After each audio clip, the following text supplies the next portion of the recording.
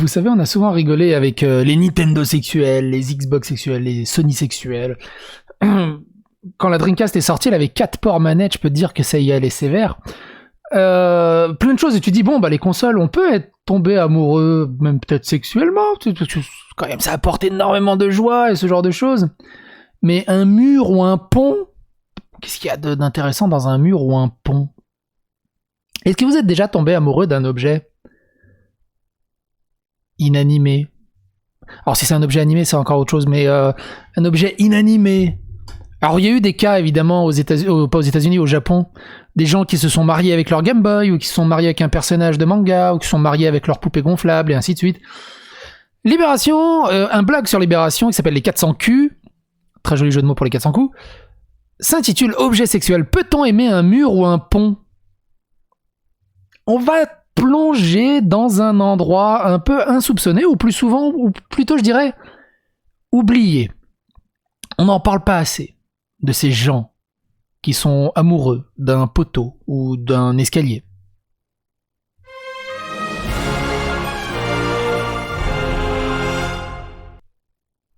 Les 400Q, objet sexuel, peut-on aimer un mur ou un pont? Dans la lignée LGBTQI+, les objets sexuels réclament le droit à la reconnaissance. Amoureux d'un pont, d'une voiture, d'une valise ou d'une chaise, ils affirment ne pas être des fétichistes, car leur relation, disent-ils, confine au spirituel. Comment parler de ces personnes amoureuses d'un objet sans les stigmatiser? En mars 2020, vers 3h30 du matin, un inconnu choisit une voiture dans le petit parking qui jouxte l'église catholique Saint-Joseph à Bâle, baisse son pantalon puis se frotte contre le capot en faisant tant de bruit qu'il réveille le propriétaire. Depuis la fenêtre, celle-ci filme la scène. Le détraqué a fait l'amour avec ma BMW, raconte-t-elle. Affirmant que... en même temps, c'est une BMW, voilà, c'est pas une Dacia Sandero. Affirmant que l'inconnu a laissé les traces explicites de son forfait, le journal 20 minutes qui relate l'affaire parle d'objectophilie. Le terme date de 2002, mais il désigne une catégorie de personnes dont l'existence, bien plus ancienne, suscite l'intérêt croissant des chercheurs. Comment parler des personnes amoureuses d'un objet sans en faire le spécimen d'une catégorie de doudingues sortis tout droit d'un freak show? En 1984, l'anthropologue américain Gayle Rubin, pionnière de la théorie queer, est la première à réfuter les arguments traditionnels, ceux des psychologues qui assimilent l'objectophilie à un désordre psychosexuel. C'est juste normal, c'est pas un désordre. En gros, c'est ça. Ça me fait penser, il y a un fait divers aussi d'un mec qui rentrait dans des voitures, s'enfilait le levier de vitesse, là où vous pensez qu'on puisse se l'enfiler, pas dans les trous de nez, et s'en allait, c'est tout.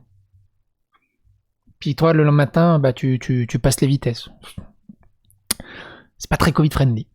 Dans un article intitulé « Penser le sexe », elle se moque. Aucun amateur de cuisine épicée ne serait taxé d'immoralisme, emprisonné ou exclu à sa famille. Oui, mais on mange épicé, on s'enfile pas de la cassonade dans le cul. C'est pas pareil. Mais un individu peut être jeté en prison pour trop aimer les chaussures en cuir. Qui a déjà été jeté en prison parce qu'il aimait les chaussures en cuir? Il y a vraiment un exemple là-dessus ou c'est juste comme ça? Empruntant à Foucault l'idée que les désirs sont des pratiques sociales et que des nouvelles sexualités sont constamment produites, Gayle Rubin s'insurge contre le système qui punit ou stigmatise les goûts érotiques divergents. Les individus dont le comportement sexuel correspond à la norme sont récompensés par un certificat de bonne santé mentale, dit-elle. Les autres sont présumés malades, voire pire, contagieux.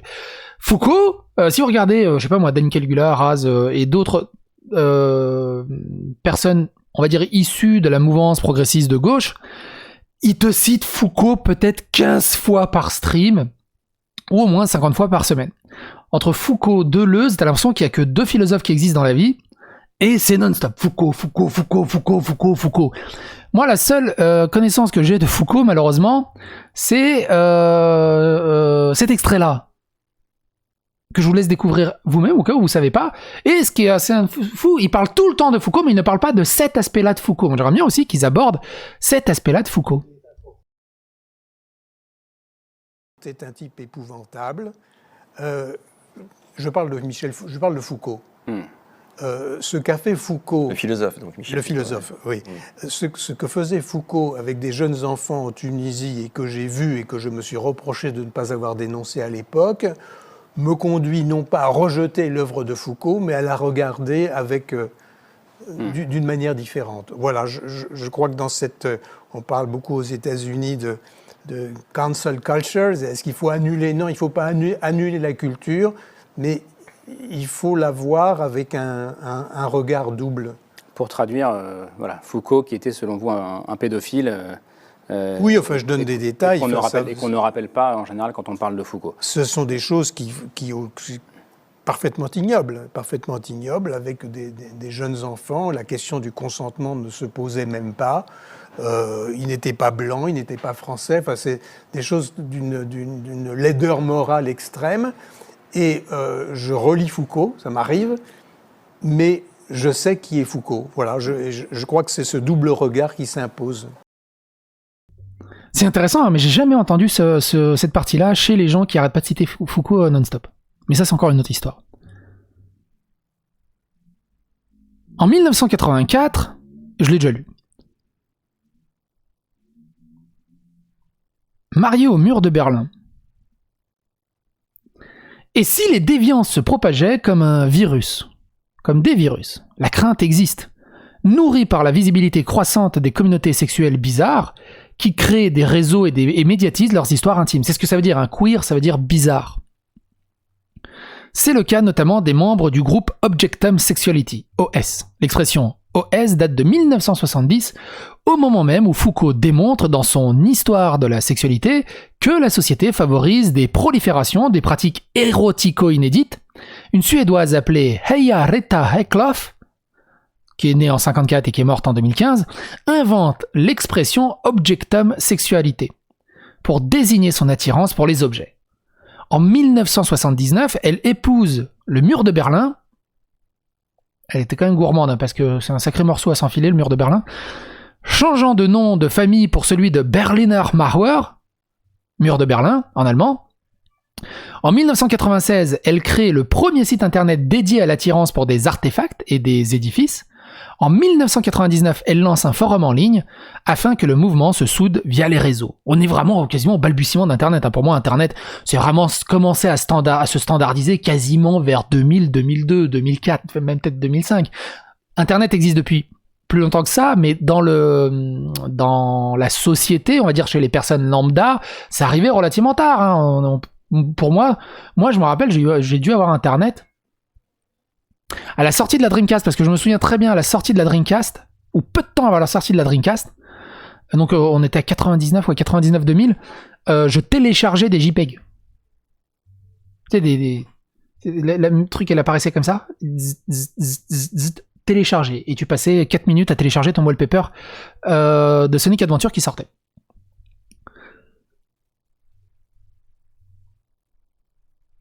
Enfin, Heija-Retta était déjà très attirée par les structures d'acier ou de bois marquées des lignes parallèles, les rails de chemin de fer, les guillotines, les ponts et les constructions symétriques. C'est symétrique une... Ah oui, forcément. À l'âge de 7 ans, ainsi que le veut sa légende, elle aurait vu un mur à la télévision, le mur de Berlin, ou, pour le dire avec ces mots, le mur le plus sexy qui ait jamais existé. Alors, faut se remettre dans le contexte. Le mur de Berlin a beaucoup fait parler de lui. Sexy, je sais pas. Est-ce que c'est sexy ça pour vous? Où tu vas toi? Là. C'est pas spécialement sexy. Ouais, à la limite ça, à la limite, ouais. Après, j'imagine que c'est sexy que d'un côté du mur. Après, elle avait 7 ans.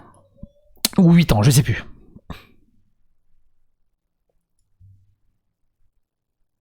Maquettiste de profession, Heija-Retta fait des économies pour se rendre à Berlin aussi souvent que possible. Après la chute du mur, fin 89, elle se considère comme veuve.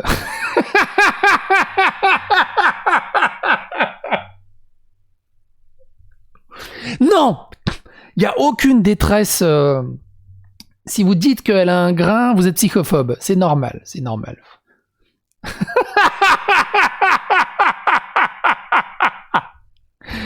qu'il faut pas lire. Longtemps inconsolable, elle finit par se remarier avec une barrière de bois rouge. La petite barrière rouge, est-ce qu'elle était consentante? Elle lui a demandé son consentement. La petite barrière rouge sert maintenant de logo aux membres de la communauté OS.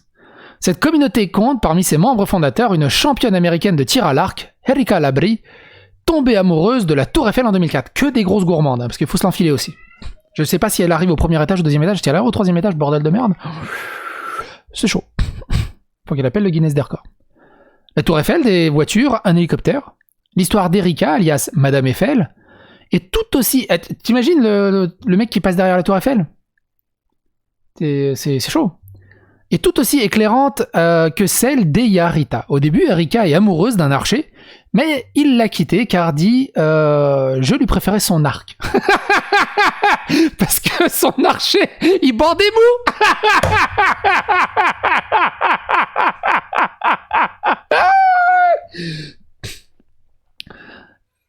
T'es un archer, tu sais pas tirer. Je tire mieux avec ton arc, bordel de merde. Il bande plus dur. De fait, elle entretenait une véritable passion pour les objets courbés, galbés, en tension, sabre japonais, avions de chasse. Et c'est pourquoi, rencontrant la Tour Eiffel, lors d'une visite à Paris, elle éprouvait le coup de foudre. Le 8 novembre 2007, Erika convie des proches à la cérémonie d'engagement qu'elle célèbre au sommet de la tour. Caressant les rivets, enlaçant les poutres au milieu des touristes ébahis par la scène, elle déclare son amour. Tu es de métal et moi de chair. Tu rouilles, je saigne. Tu es froide, je suis chaude. Tu brilles, je chante. Tout va bien dans la tête. Dans un documentaire de National Geographic intitulé Forbidden Love, celle qui se fait alors appeler Erika Eiffel déclare « Je suis une personne qui est amoureuse, très amoureuse, mais qui est amoureuse d'un objet. » Dans le même documentaire, Edward Smith, une Britannique de 66 ans, affirme avoir eu des relations sexuelles avec plus de 700 voitures et un hélicoptère d'attaque. Un Apache, j'imagine.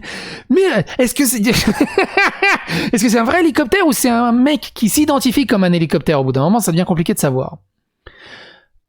Vu le contexte, j'imagine qu'il s'agit d'un véritable hélicoptère. Comment tu fais l'amour à un hélicoptère?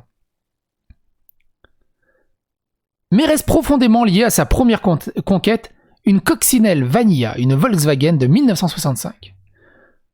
Que penser de ces liaisons hors normes? J'imagine que ces liaisons hors normes provoquent des lésions hors normes aussi.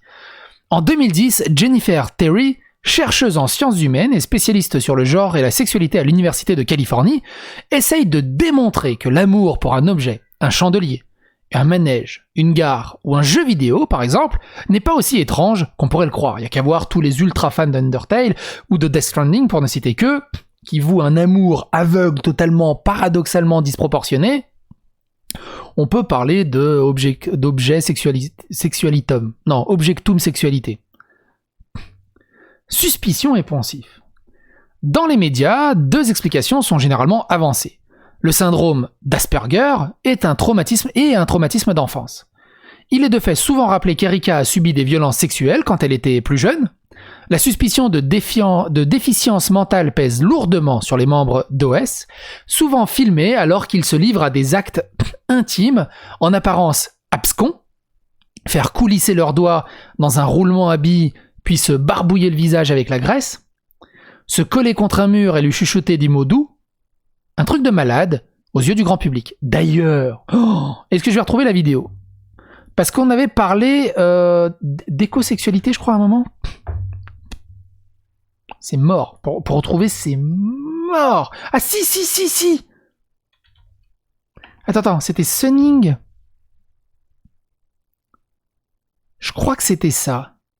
On en avait parlé vite fait là-dedans, dans le Perineum Sunning. C'est ça, et on va également faire un point sur ce dont je te parle et sur l'art contemporain, et on avait abordé les écosexualités, ceux qui font l'amour à la terre et aux arbres, un truc comme ça. Je crois que c'est dans cette vidéo-là. Je vous la laisse dans la description. J'en étais où? Pour Jennifer Terry, les médias sont coupables car ils pathologisent des sexualités jugées anormales. Faudrait-il pour autant définir l'attirance pour les objets comme une orientation, sexuel à ranger aux côtés de l'hétérosexualité ou de l'homosexualité. La tentation est grande de souscrire... Donc si vous pensez que c'est mal ou que c'est pathologique, bonne nouvelle pour vous, vous êtes psychophobe et surtout transphobe. Enfin, homophobe, enfin non, objectophobe. Ils se définissent comment ces gens-là du coup?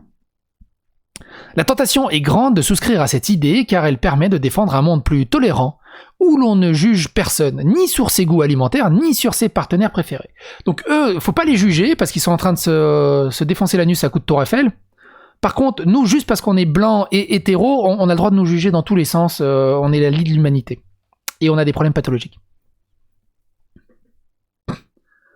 Le jugement, évidemment, il est que dans un sens. De fait, les membres de l'OS sont les premiers à proclamer qu'ils sont nés comme ça, et que, tout comme les personnes qui aiment des humains de chair et d'os, ils établissent avec l'objet une relation d'échange réelle, car l'objet a une conscience, disent-ils. Par contre, un mec cis blanc hétéro, il est pas né comme ça, tu vois, lui, il est perverti par le système. L'objet les aime, l'objet les désire, et leur amour se double d'une connexion spirituelle qui surpasse, en intensité, tout autre type d'attachement, disent-ils. La stratégie discursive des objets sexuels ne saurait cependant tromper personne. Dans leur volonté de légitimer leur pratique, il en vient à reproduire les poncifs les plus éculés, manque une lettre, mais éculés c'est bien, de l'idéologie bourgeoise dominante. Ils parlent d'un amour exclusif et de mariage romantique. Ils dénigrent les fétichistes qui sont, à leurs yeux, des pervers, car les fétichistes abusent des objets qu'ils utilisent comme des instruments masturbatoires. Ce faisant, non seulement ils reproduisent les jugements moraux et les clichés qu'ils prétendent combattre, mais ils adhèrent à un système qui place la monogamie conjugale au sommet de la hiérarchie de l'ordre des désirs. Ces mêmes entre eux, ils sont pas d'accord. Pire encore, sous couvert de lutter contre un discours médical, celui des catégories nosographiques, ils en perpétuent la logique car ils inventent eux-mêmes des étiquettes nouvelles. C'est ainsi qu'au sein de la communauté des objets sexuels, certains revendiquent leur nature de mécasexuels, amants et amantes d'engins et de véhicules, tandis que d'autres se rallient à l'étendard des mobiliers sexuels, amants, amantes des meubles et des luminaires. Les articles relatant des cas toujours plus insolites d'amour hétérodoxe sont en augmentation. Maintenant, pas un mois ne passe sans que les journalistes s'étonnent d'une union loufoque, contribuant à formater de nouvelles pratiques amoureuses, favorisant l'émergence des discours identitaires et ainsi renforçant l'idée que la sexualité n'est pas quelque chose que l'on fait, mais quelque chose que l'on est. Objectifier un objet, c'est mal. J'ai envie d'un rototo. Ah oui, il est parti. Si, il arrive. Non, il est parti. L'histoire se répète. Au XIXe siècle, les médecins requalifient les conduites en identité sexuelle, l'acte devient une orientation constitutive de l'être et libéralise les déviances qu'ils traitent comme de simples variants à classer de l'acceptable à l'illicité. Au XXIe siècle, les militants en faveur de l'objet-sexualité reconduisent la même logique délétère. Ils revendiquent une étiquette qui les assigne à ne pouvoir désirer qu'une seule catégorie de partenaires dans l'espace délimité, sécurisé, d'un périmètre amoureux minuscule. Puis ils réclament le droit d'exister au nom des valeurs empruntées à l'ordre hétéronormatif, mariage d'amour, relations consensuelles, et le consentement là-dedans, etc. Certains vont jusqu'à condamner le plaisir, comme s'il s'agissait d'un délit odieux, accusant les fétichistes d'instrumentaliser l'objet qu'ils transforment en sextoy et d'abuser de lui en ignorant ses besoins affectifs. C'est quoi les besoins affectifs d'une Tour Eiffel ou d'une Volkswagen de 65 ? Cet article est ouf. Lâchez-vous dans les commentaires, dites-moi si vous avez jamais été amoureux d'autre chose qu'un être humain. Une pantoufle. Ce que vous voulez, une manette. En plus, vibration HD et tout. Il y a de quoi faire. Les commentaires sont là, n'hésitez pas. Phagocytez l'algorithme de YouTube, abonnez-vous, likez le clocher, partagez sur les réseaux sociaux, phagocytez l'algorithme évidemment, et on se retrouve pour d'autres aventures.